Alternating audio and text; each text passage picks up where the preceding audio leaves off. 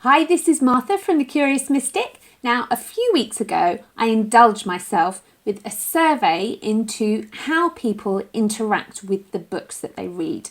And this has been a long-term fascination of mine. What actually happens in people's minds when they're reading a book? So the results are now in. I've got all your responses and put them together. You can find actually the full results on my website with the percentages and comments from people. So do head over there if you would really like to see the detail. It's www.marthadunlop.com and you should be able to find it easily there. It's on the front page at the moment. But now I'm just going to talk you through some of the findings. So I would not like to claim that this is a representative sample of the population. This is clearly a handful of, well, more than a handful, but it's about 30, I think, responses from people who are part of my audience. So most people loved reading, and well, in fact, everyone loved reading. Most people liked fiction, and quite a lot liked both fiction and non-fiction. The majority of the people who answered like fantasy books, paranormal books, magical books, that kind of thing. And there's also interest in spiritual books in terms of non-fiction. So those are the people who are my sample here. So as I said, in fact, everybody who responded loves reading, whether or not they actually get as much time to read as they would like to. But the other questions brought up some interesting differences.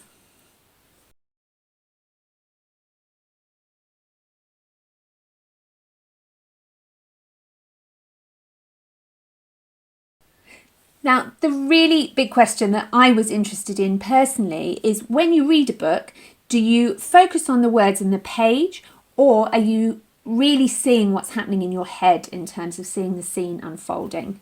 And this question did bring up some real differences.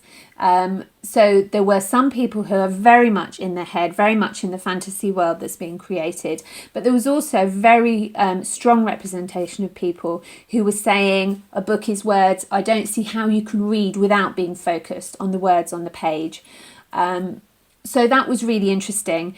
And there was also a suggestion that for the people who are in their head, watching the scene unfold, that, for example, incorrect words, mistakes, spelling mistakes, grammar mistakes, that kind of thing can really pull them out of the scene, drawing their attention to the words on the page, and that interrupts their reading experience. So that's really interesting.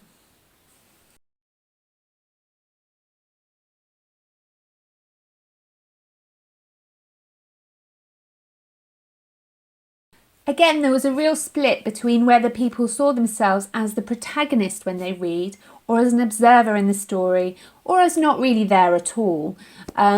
So personally, when I read, I very much see myself as the protagonist, but it seems to depend. Some of the people who said that they are sometimes an observer, sometimes a protagonist. There was a suggestion that if it's a really good book, that people might start imagining themselves in the story and imagining new scenes where they're interacting with the characters, which is also something that I recognise myself. Other people who really feel themselves quite distant to the action and not even an observer in the scene. So that shows a real difference about people's level of involvement in what's going on.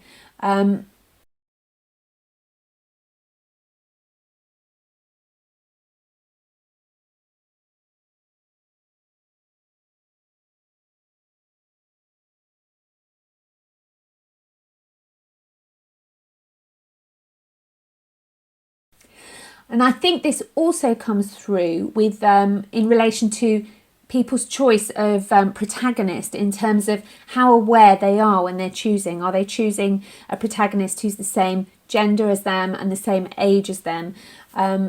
So there are people who are looking specifically for a protagonist of the same gender.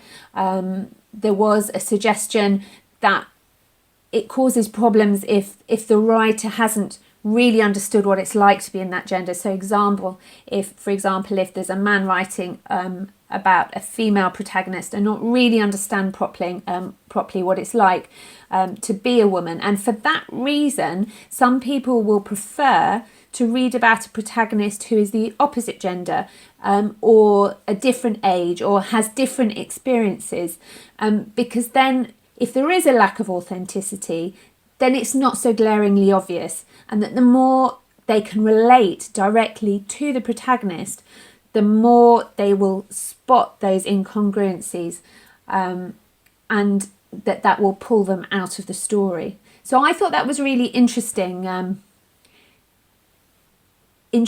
comment on how people would choose their protagonist. Many people obviously are looking for the story as well, and not really focusing terribly much on who the protagonist may be when they're choosing a book.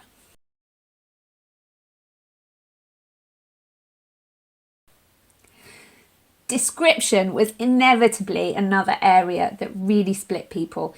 The majority of people really loved the description.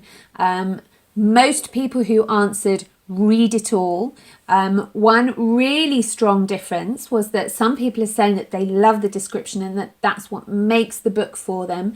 But there was also the other side saying, I read all the description, but I don't like it, and I won't read that author again if there's too much. So you can see there's a real mismatch there. It also comes through quite clearly that it depends how the description is actually carried out. But this does seem to be a defining feature of how people relate to the book, and is very important to people, whichever side of the fence they fall on.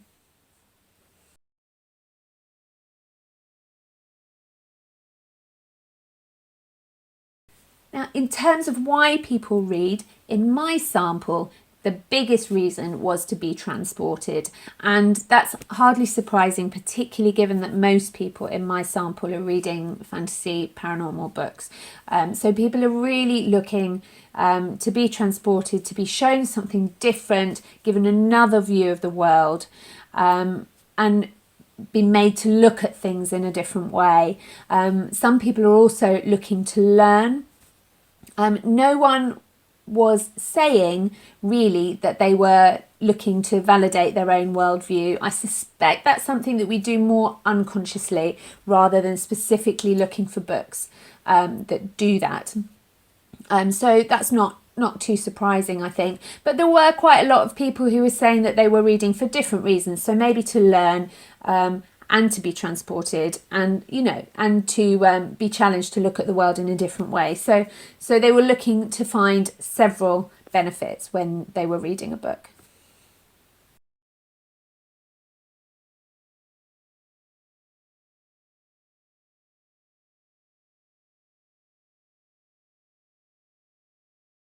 Another question that's very interesting to me, because I love to read and I love to write, is how similar and how differently people experience those processes of reading and writing. And the majority of people did say that they found the two quite different. Clearly, with writing, you are creating what happens rather than just absorbing it. And some people loved that, with one person saying it was like playing a video game where they had complete control.